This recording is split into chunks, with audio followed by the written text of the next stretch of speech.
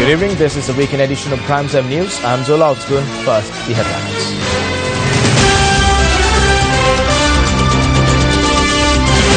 Med Department cautions the public on strong winds. Another body found at the site of the building collapse in Bellavata. The Chief Minister of the Northern Province comments on investment projects in the north. We cannot be used as a vassal province for the benefit of wayward investors. 2 women arrested with crystal meth worth 2 million rupees.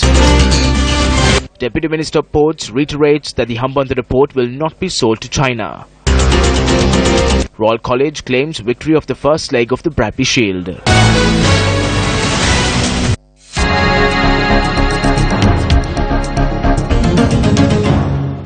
President Maithripala addressing an event in Sampur expressed these views on establishing a special commission to look into missing persons. The Muttur Cultural Centre was declared open by the President today. I held discussions with the Chief Minister 3 or 4 days ago. We brought the relevant ministers and officials to Colombo and held those discussions in Colombo. I was amazed by one point that was put forward by Chief Minister Vigneswaran. He showed me a photo on a Tamil newspaper.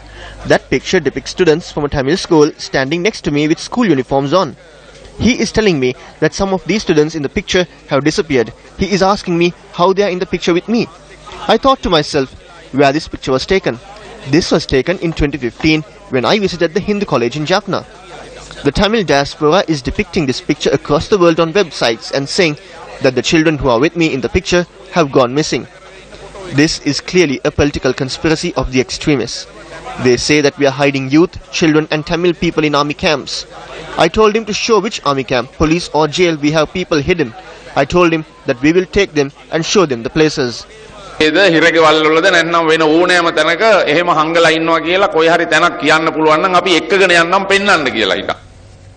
The remains of yet another victim is discovered among the rubble of the Bellavata building collapse today. Search operations recommenced this afternoon after new equipment was brought into the site where 21 individuals suffered injuries. The whereabouts of 2 individuals from Hatton and Colombo remain unaccounted for.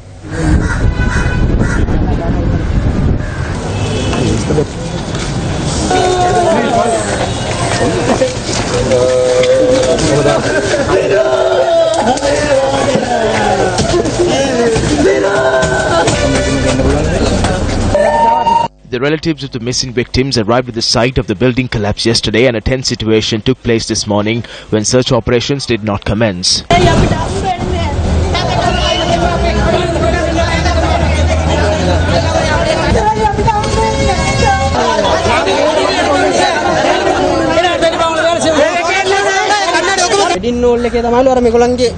One child has been in the wedding hall and our grandmother had been in the washing room underneath.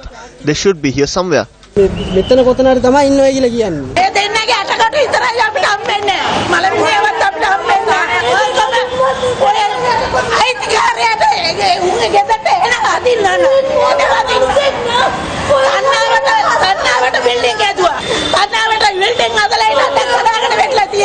Newsfirst also witnessed a number of illegal constructions built on the side of the canal which borders the collapse site.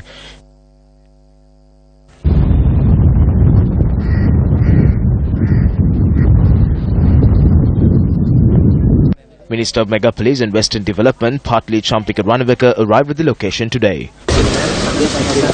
We will make an arrest. How can the owner of the building remain in hiding?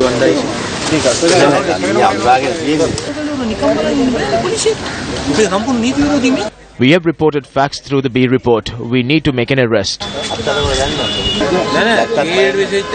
Don't wait for a judge. Consult the Attorney General's department and get their advice. What is the meaning of the law if they don't act 4 or 5 days after such an event?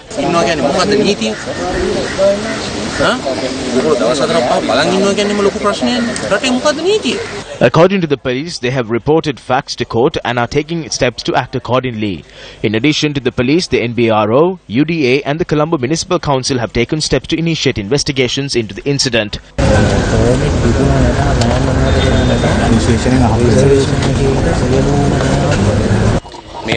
Those living on either side of this canal are not shanty dwellers.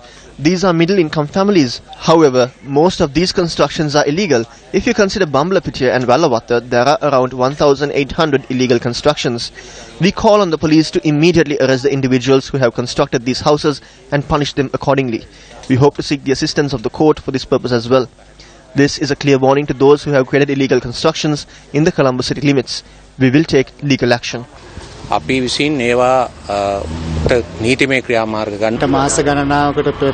We conducted a survey a couple of months back and it focused on the Bambalapitiya, Vellavatta, Dehivala, Kotte and Kolonnalam areas. There are 2,200 illegal constructions in these areas alone. We have appointed a team to look into these illegal constructions and other illegal buildings in the Colombo area. And shifting your attention to some weather-related news this evening, the Department of Meteorology says several parts of the island will experience heavy rain as a result of the active set of clouds in the eastern and the south of the country. The Met Department adds that the seas in the eastern and southeastern areas will experience thunder showers and strong winds. Meanwhile, the wind speeds in the seas surrounding the island will reach 60 to 70 kilometers per hour at times. 22 houses were damaged as a result of strong winds in the Badal Kumra area in Monoragala. Several villages in the area also suffered from the heavy rain and gale force winds. The Disaster Management Centre says that steps will be taken to provide aid to the people who are affected. On to a headline-making story now. Appearing on the Satana program on Sirius TV last night, Deputy Minister of Ports and Shipping Affairs Nishantha Muthuetigama reiterated that he would not allow the Hambantota port to be sold to China. Workers as well as trade unions at the Ports Authority are saying that they are definitely going to hand over the Hambantota port to China. What is the real situation? Even this week, there is a cabinet paper with regard to handing over the Hambantota port to an investor. The Minister of Ports has submitted a cabinet note which states that investors should be called on lease agreements similar to the lease agreement of several terminals at the Colombo port. These lease agreements could be signed for 30, 40 or even 50 years instead of 98 years. This note also attempts to stop the creation of another ports authority based in Hambantota. There is legislation in this regard. You cannot first break the rules and then hope to rectify it. Haven't preparations already been made to sell the Hambantota port and the lands surrounding it? Tell the truth to this country. I can state with confidence that as long as Maithripala is the president, he will not allow this to be sold off. He is the reason why the fight is still going on. Else, several leading ministers have joined together to sell this off. The president has taken over the reins and he plans to drop the final agreement. So who are these ministers? This will be revealed next week. The president will resolve this in a week. The Port Authority had prepared plans for this port to find investors, to lease it out and a number of other things. We still have this plan. However, it was on the back burner because of this issue. We will stand till the final battle. We will not allow this to be sold. We will invite China to come in as an investor through a legal agreement. JVP parliamentarian Sulil Handunethi convened a media briefing in Mathura today. Are the university students the only individuals who are breaking the law? Didn't individuals such as Arjuna Mahendran break the law? Have they followed the monetary laws of the country? The infamous bond scam has placed a great deal of stress on the people of the country as well as the country's interest rates. Was this daylight robbery of central bank funds legal? It has been over a year since they cheated the central bank, not a cooperative in the village. However, no one has even been taken before the courts. There isn't a case filed in court. But when we discussed this in Parliament, everyone accepted that this is a wrong act. Why don't the ministers of this government speak about this? These are double standards. We have more news with us. Join us after this short commercial break. Welcome back. You're watching the weekend edition of Primetime News. Now, a number of views are being expressed in the political arena of a possible cabinet reshuffle. If there is any minister that is doing something wrong, then he or she should be removed. This rarely happens in this country. If there is anyone who is stealing public funds or defrauding the state, they should be removed. It is only then that the country can develop. I believe the President and the Prime Minister should act together on this. If we are weak or if we are a failure, then hold an inquiry and remove us. There is no issue. A person with talent can handle any ministry. A lot of people are speaking of a cabinet reshuffle. We have no idea when it will happen. It is in the hands of the two leaders, be it plantation industries or highways. These ministries could go to anyone. I am not afraid of a cabinet reshuffle because my hands are clean. If you commit something wrong, it will come out someday. You cannot steal forever. There is something called natural justice as well. When engaging in politics, we need to be prepared to leave these positions at any given time.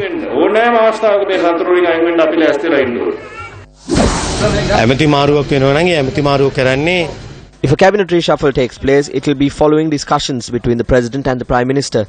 Whatever ministry I receive, I am prepared to work in it. Cabinet reshuffles are normal. They don't take our thoughts into consideration. The President and Prime Minister should discuss these decisions. Based on their decisions, this will take place. It takes time because a great deal of effort needs to be put into such decisions. Prime Minister Ranil Wickremesinghe held an inspection tour in the Vadamarachi area today. The Prime Minister was accompanied by Minister of Law and Order Sagala Ratnayaka and TNA parliamentarian M.A. Sumandaran. After engaging in an inspection tour in the harbour at Point Pedro, the Prime Minister arrived at the residence of M.A. Sumandaran in Kundathane area in Vadamarachi. Cordial discussions were held with the people who were gathered there. The Prime Minister also inspected the Mannakkadu beach from the air.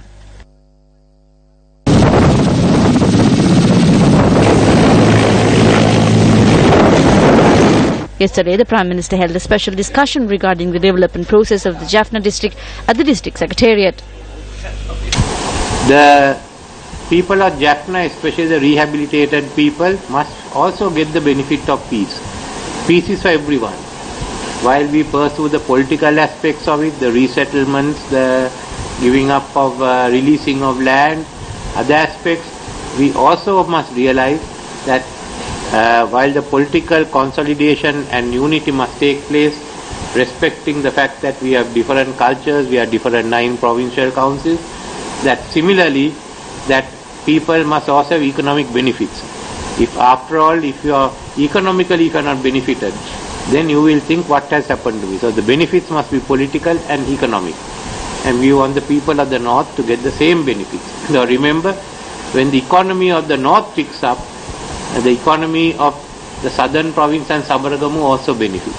And I must thank the government of India for its intervention and helping us with the major express road systems in Jaffna and housing. Some of the other countries have also pledged to assist, and with all this assistance we hope that just as much as we are developing the southern part of the country in Hambantota and Goal, that we will also develop similarly the northern province and even the port of Trinity. Our economic development must ensure that we, the people of this province, are at the helm of our own affairs. We cannot be used as a vassal province for the benefit of wayward investors. We are proud of our heritage. We like to live a life of our own rather than be dictated to by outsiders. But we are most certainly willing to join in earnest cooperation in the economic field, like in cooperative federalism in the field of politics. In private and public partnership, preference must be given to our local investors first, our own diaspora investors next, and if unavailable, to others from outside the northern province. We would like to give priority to our regional workforce, then to our provincial workforce, and thereafter to others. Whenever environmental concerns arise, it is essential that our local environmentalists, official or otherwise, are consulted and their opinion obtained. We do not approve of one-stop offices in Colombo dictating the course of internal investments and economic regeneration in our areas. Our Northern Provincial Council, especially its elected representatives, must be taken into confidence and their views obtained when directing the course of such investments. Newsfirst initiated the Gammad movement with the people for the people. Information has come to light that certain persons are fraudulently collecting money under the guise of this public service initiative. Today, the Gammad Secretariat filed a complaint with the police against a woman who was engaged in selling CDs as a means of crowdfunding. Information came to light that a woman from Battaramulla was selling CDs under the guise of raising funds for a tube well project initiated by the Gammad movement. We came into contact with an individual who purchased these CDs in question.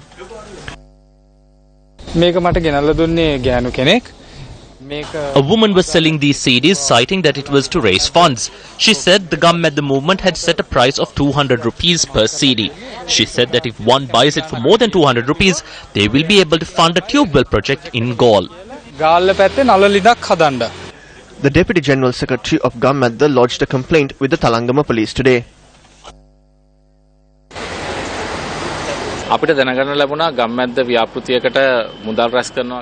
We were informed that CDs were being sold in Batramulla under the guise of raising funds allegedly for the Gammadda movement. We visited the area and informed the police. At the time of our visit, the woman in question had been selling a CD of a children's movie, citing that the funds were for a Gammadda project. We request police to conduct a proper investigation. We have no outsourced representatives and we have not permitted anyone to raise funds in any manner. Funds can be donated to our head office in person or deposited to the 2 accounts that we have made public. We have no branches and we have no outsourced representatives in order to raise funds. The largest public service initiative by a media institution in Sri Lanka, Gammadda, brought about solutions to a large number of public issues during the recent past. Gammadda is registered under the National Secretariat for Non-Governmental Organizations with its registration number L158616. The funds that we receive are streamlined and distributed to all projects that are aimed at solving the issues of the people. All projects are strictly audited and monitored closely. Public donations can be directly deposited to the 2 bank accounts of the Gammadda Secretariat, and those account numbers are constantly aired on our television channels.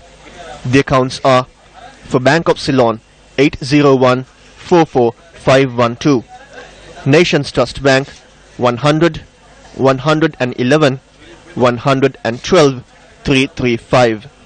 We have not appointed anyone as representatives to raise funds for the projects that we launched, and we do not engage in the sale of any merchandise for these causes.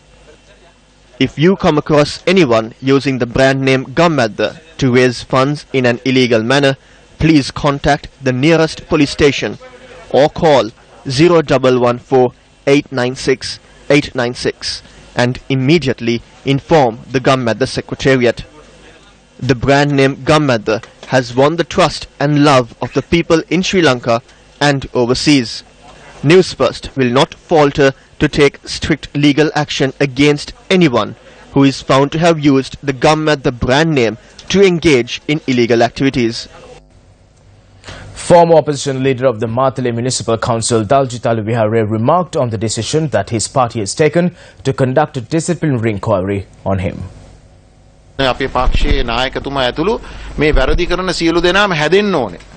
If this party is to be taken forward, everyone who commits wrong, inclusive of the leadership, must correct themselves. I did not engage in politics for 23 long years simply for the party to take disciplinary action on me or to make me guilty of wrongdoings. Is it after the government was elected that they want to conduct a disciplinary inquiry? Does anyone speak of the good that I have done? I have no issue in conducting a disciplinary inquiry. But let me say this. If the leadership needs to be criticized, then we must criticize it and say stop to whatever they are about to do. Maithripala District MP Rohini Kadiratna escorted General Secretary Kabir Hashim to my residence one day. He asked me to be silent. I was told that the leadership is drafting plans for the future of the party supporters and requested me to be patient. I responded to the General Secretary that the position of chair, director and others have not been given to those actually who worked for the party.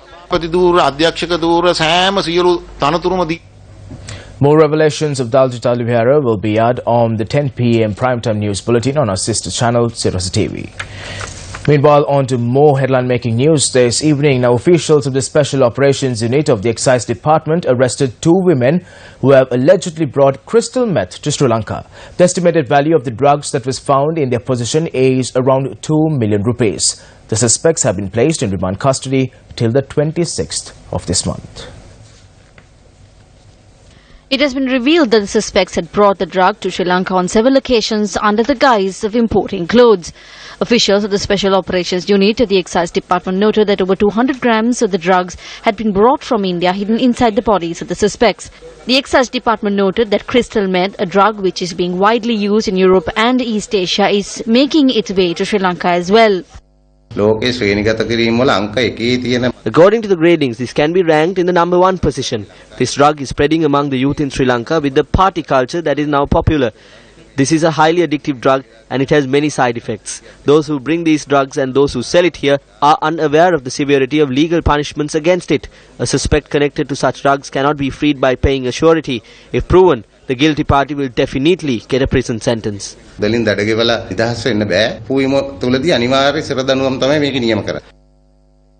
Meanwhile, a suspect who imported 1.8 billion worth of cigarettes illegally was arrested at the BIA early this morning.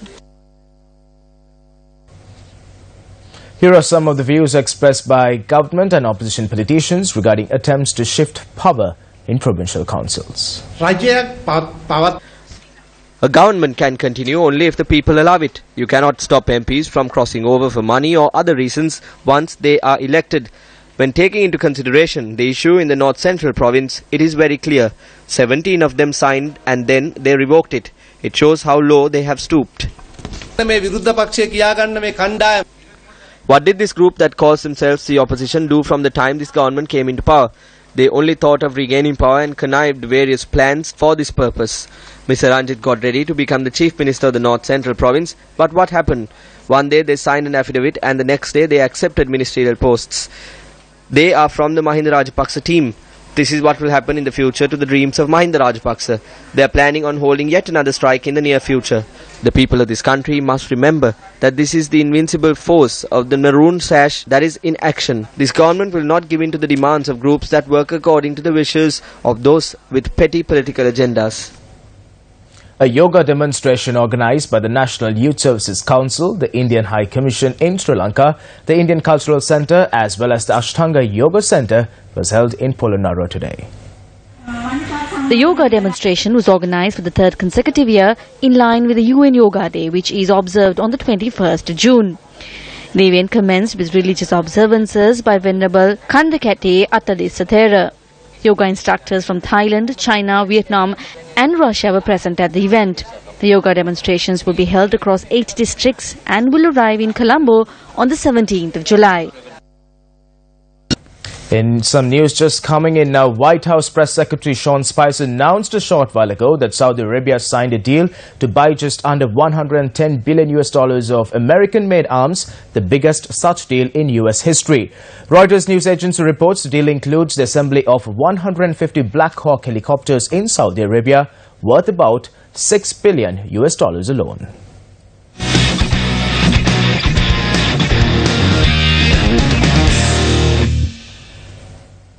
Royal College Colombo won the first leg of the Bradbury Shield against Trinity College Kandy today. The victory also allowed Royal College to become the 2017 Inter-School Rugby Champions.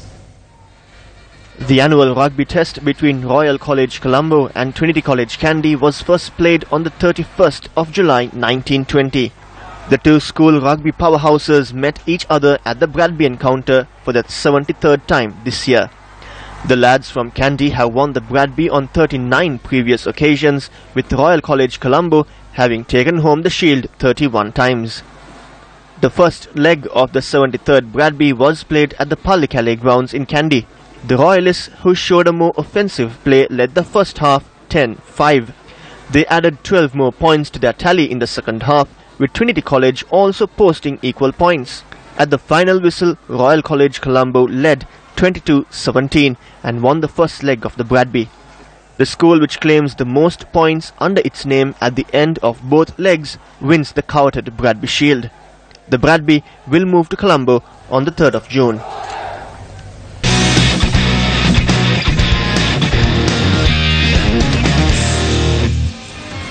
Well, on that note, we wrap up this edition of Primetime News. Thank you very much for stopping by. You could keep abreast of the latest and trending stories by simply logging on to our award-winning website, www.newsfirst.lk. I'm Joel Outskoon. Have yourself a great evening. Take care. Good night.